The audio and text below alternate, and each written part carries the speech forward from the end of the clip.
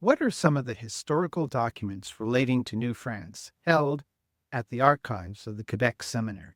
I asked Peter Gagné that question when I interviewed him at his place of work at the archives.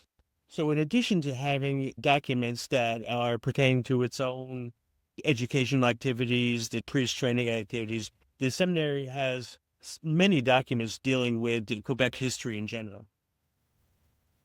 One of the more interesting documents concerning Quebec history is a letter written from Louis XIV, Monseigneur Laval. Now, normally that would be just interesting in any case, but this letter is one of only about 10 in existence that was handwritten entirely by Louis XIV. Normally, the king had his personal secretary write all his correspondence from him, and then present it to the king, he would sign it. But in this special case, there was some sort of intrigue between the three heads of state, the heads of power in the colony, the governor, the intendant, and the bishop. And Louis XIV wanted to write to Laval directly to reassure him of his support. In the document, Louis XIV addresses Bishop Laval not as Monseigneur de Quebec, but as l'évêque de Petre, which is the bishop of Petra. Petra is a city in Jordan, and most people recognize it as the site of one of the Indiana Jones movies. It's actually a city that was carved into the rock. And the reason why Laval was given the name of the title of Bishop of Petra is because Quebec City, at that point in 1666, when the letter was written, hadn't been elevated to the level of a diocese. So in that case, the church gave bishop titles, to bishops of cities that were formerly in the Holy Land that had since been lost to Christianity. Here we have the document, and we have at the top, you have it directly to l'évêque de Petre, the Bishop of Petra. And at the bottom, you have the signature, and you can't really read that, but it's Louis. And I was actually disappointed the first time I saw it because there's no XIV at the end. He just signed it Louis. And when you think about it, this document is one of my favorite documents because it's actually a letter from a king to a saint since Francois de Laval was canonized in 2014. So on the reverse side of the document, you see how the document was folded to be sent in the ships in the different boxes on the ships that transported it. You notice that there is, again, it's addressed to the Bishop of Petra, the Bishop of Petra. There's the two different seals. Now, normally when you see seals on a document, they're red wax. In this case, they're black because this was written in 1666, just a few months after Louis XIV lost his mother, Anne of Austria. So he was in mourning, hence the black seals. Another example of a document that has historic implications and actually implications for genealogy is we have the first marriage contract in Canada. But first, it's the oldest marriage contract that is still in existence. It was written in July 27th, 1636, and it was a contract between Robert Drouin and Anne Coutier. A couple of very interesting aspects of this document. The first aspect is that it was written up not by a notary, because at that time there were no notaries. It was only a few years after Quebec had been returned to the French after it had been seized by the Kirk brothers in 1629. So it was written up by a layperson, a common person, Jean Guyon, Guyon, who is the ancestor of all the Guyon families and also the Dion families, including the Quebec national hero, Celine Dion. A second interesting aspect of the document are the ages of the people involved. The groom, Robert Drouin, was 30 years old, and the bride-to-be, Anne Coutier, was only 13 years old. That seems very wrong by today's standards. But back then, as you know, for the filles du roi, before the arrival of the filles du roi, there were very few women in Quebec. So what the marriage contract did is it stated that even though she was 13, they would wait a year to proceed with the marriage. And that also after the marriage, that the couple would live for 3 years with Anne Coutier's parents, who are Zachary Coutier and Saint Dupont. And those two aspects of the marriage contract are actually very unusual. Usually it's just where the people are from, who they're married, and that they agree to put the goods in common bond, common holding. It was very unusual to have a marriage contract so far ahead of the wedding. and also to stipulate that they would live with one or the other parents, and it was only due to the young age of the bride-to-be. So you see the document, you see that it shows its age. It has water stains, it's been repaired up at the top where it had been eaten away. The handwriting is very, very slowly, very flowery. It's almost medieval. On the back of the document, we come to probably the last and some of the most interesting aspects of the documents. As you probably know, in New France, a lot of the colonists couldn't sign their names. So most of them made their mark in the form of an X, as you see that in a lot of old documents. What's very interesting in this one is that some of the parties actually made drawings in the form of their profession. The groom-to-be was a brickmaker, so he actually drew a brick as his sign, as his mark. The father-in-law, Zachary Cloutier, was a carpenter, so he drew an axe, a carpentry tool, as well as Martin, who was one of the witnesses, and two other witnesses, one of whom was Noël Langlois, wrote where they were river pilots, guides on the river. So the two of them drew paddles as their marks. So two of the people who could sign the document were obviously the person who drew it up, who wrote it was Jean Guy. You see his signature there. And Robert Giffard, who you can see just the Giffard. We actually also have his wife, Marie Venoir, and his daughter, Marie Giffard. So Giffard was actually one of the early recruiters of New France. He came over in 1634 and started recruiting people. This document was written up in 1636, and he was the recruiter of many of the ancestors of New France. As you know, New France wasn't controlled directly by the government until 1661 when Louis XIV took over, and it was only 2 years after that that the Filles du Roi program. I asked Peter whether he could show us some documents relating to the Filles du Roi and the Carignan-Salières regiment that are held at the archives. So while the seminary wasn't directly involved in the recruiting or the welcoming of the Filles du Roi or the Carignan regiment, we do have several documents that touch those groups directly. One of the documents that we have is a two-sided document here, a two-page document that has the renunciations, or what were called abjurations, of 4 different soldiers up there. As you know, New France was a prominently and mostly Catholic country. The regiment was recruited from various regions of France, not just the Catholic regions. There were also soldiers that were recruited from Protestant regions. So these 4 soldiers, for one reason or another, renounced Protestantism. The first one we see here was drawn up on December 24th, 1665. It involves Jean Richard de Saint-Germain. And one of the great things about this document is it's one of those documents that you dream about linking an actual name to this regiment. So he was mentioned as a soldier in the company of Monsieur de Salières. And one really cool thing about this document is that it was witnessed by Colonel Salières, who actually signed the document.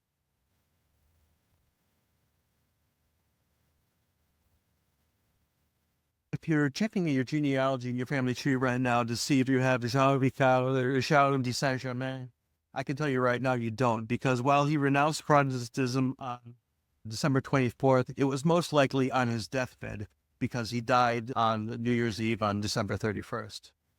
Now, the other soldiers, too, that renounced Protestantism in this document are also most likely not your ancestors, because the 3 other ones returned to France.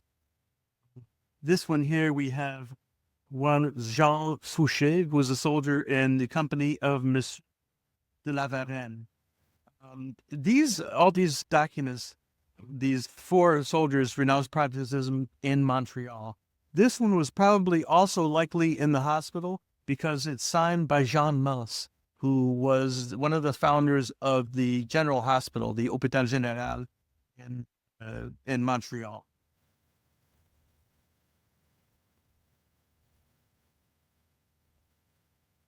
I asked Peter whether there are other types of documents at the archives that relate to the Carignan soldiers or the Filles du Roi. So in addition to textual documents, which most people think of as archives, we actually have a large collection of maps. And while there are a few maps of the forts of the Carignan Regiment, there are copies of the ones that were used in the Jesuit Relations, edited by Thwaites. One map that we do have is a very interesting map of what is now known as Charlebourg, just outside of Quebec City. Here is the map in question. And while most people associate the settlement of the Carignan Regiment with the Montreal area, especially the towns that were named after the captains like Chambly, Sorel, Saint-Ours, this part of Charlebourg was actually designed to be given to different officers and soldiers of the. So as we see close up on this map, this area is more like the regular grants that were given to colonists. The pencil area here is the river. So the grants were usually long, thin grants that would start at the river, have access to that for transportation and fishing, have access to farmland, and then later on, access to woodland. So what is unusual about this map, as you can see, there are 3 square areas, or 2.5, counts this little area. As you can see in this close-up view, the square areas were known in French as a trait carré, which loosely translates to square plot. It was centered around this central square, and each of the grants radiated out from it like spokes of the wheel. You can see on the map that we have the names of the people. Don't get too excited. This map was actually drawn up in 1787. So while it's possible that these are descendants of the Carignan Regiment, it's not the soldiers themselves. These areas were actually the idea of Fnac in 1672, and they were preferentially given to the soldiers and officers of the Carignan Regiment. And many of the land grants were passed down in the same family yearly. I asked Peter whether there is a central repository for documents about the Filles du Roi or the Carignan Regiment.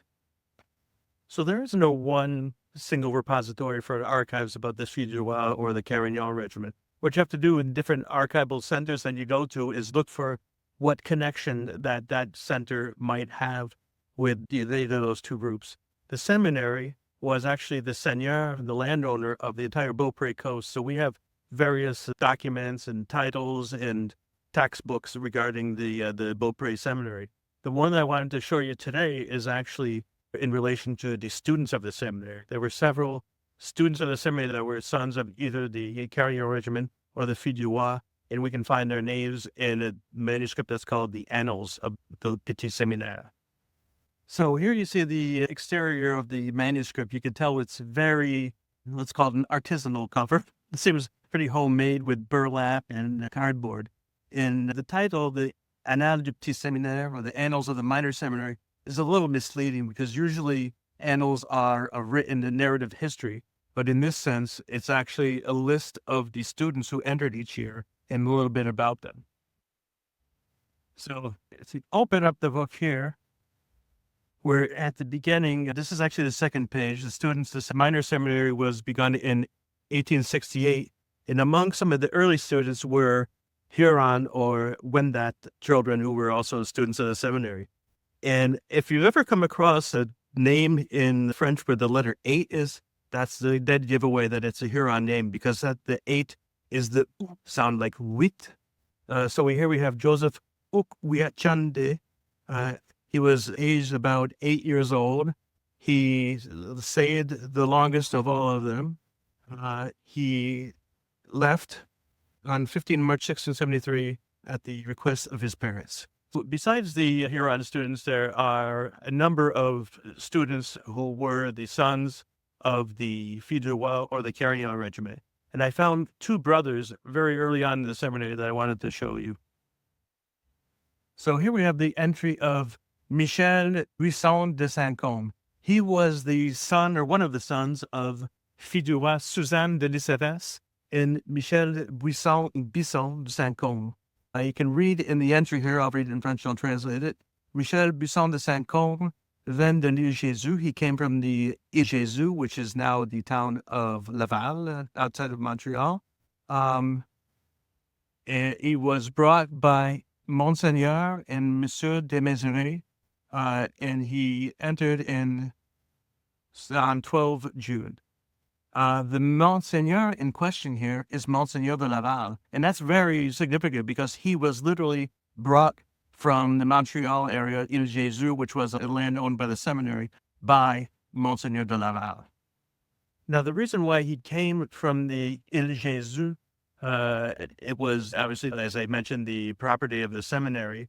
And more significantly, his parents, Suzanne and Michel, had actually became donnés of the seminary. The word donné now it comes from the verb donner, meaning to give. And the people who became the donnés, they would actually give themselves and all their possessions, usually to an institution, a religious institution, in exchange for being taken care of for the rest of their life.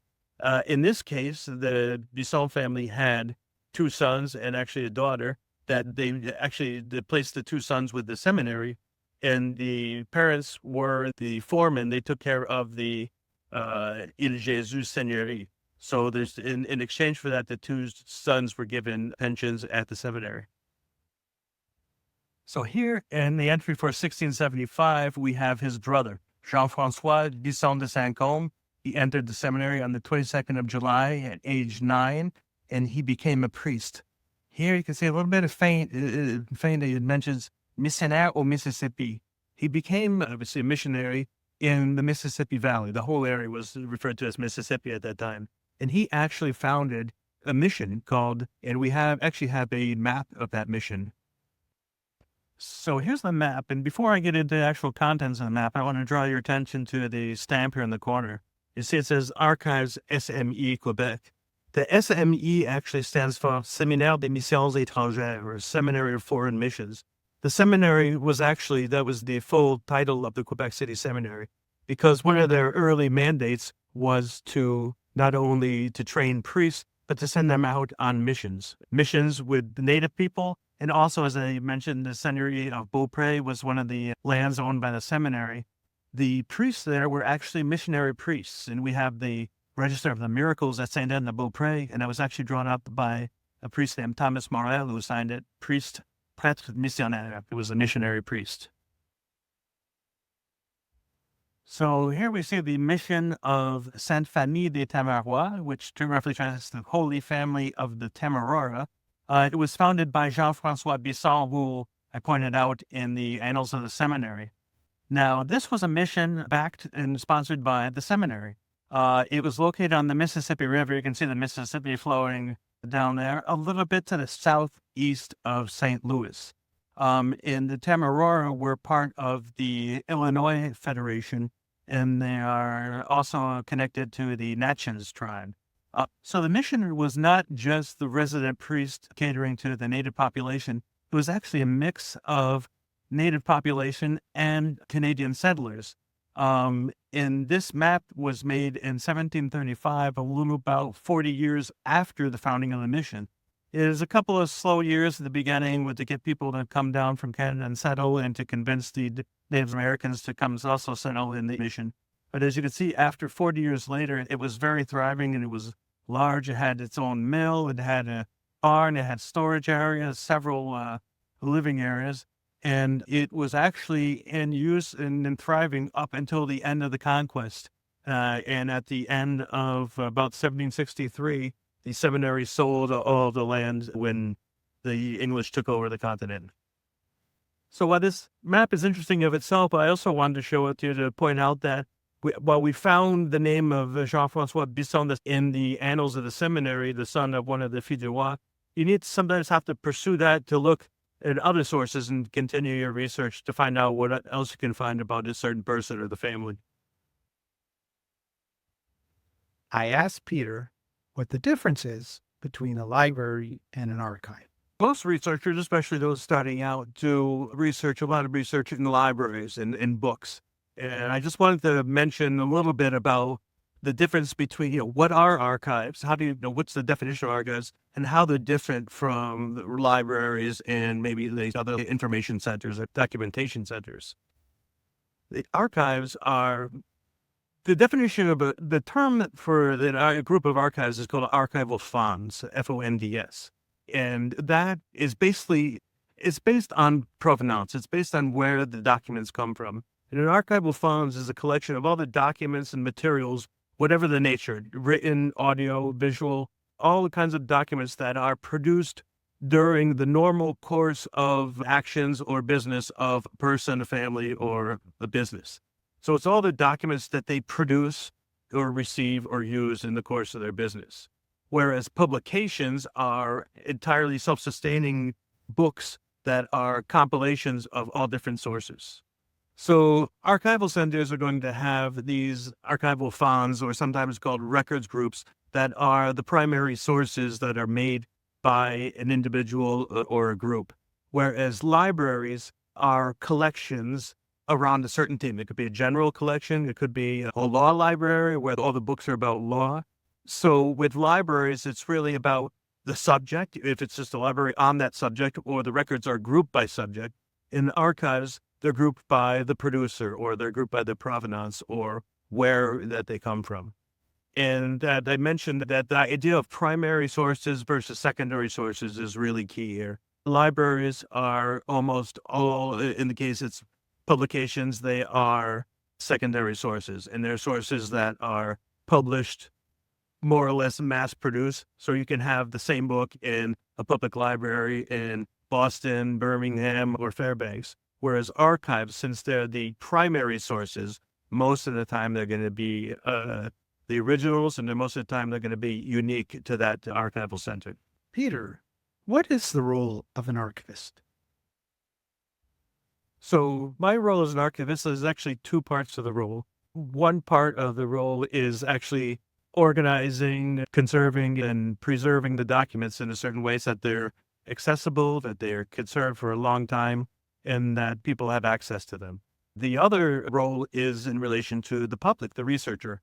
And I'm not the researcher. You are the researcher. You're doing the research, and the role of the archivist is basically as a guide to help you do the research, to show you where to look, maybe to suggest you certain types of documents or certain potential documents. And when I started out as an archivist, I thought that I had to know all the answers, but I don't. I realized I don't need to know the answers. I just need to know where to find them.